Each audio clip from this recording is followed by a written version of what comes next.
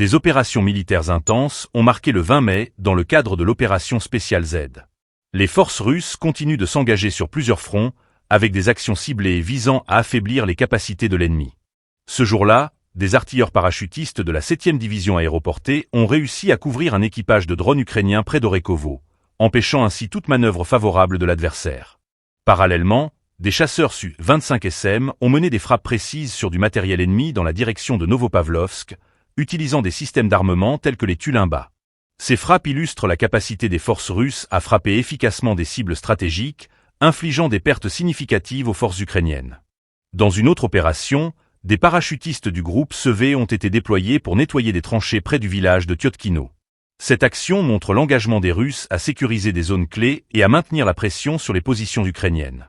Le nettoyage de ces tranchées est essentiel pour éviter que l'ennemi ne puisse s'y retrancher et organiser une résistance.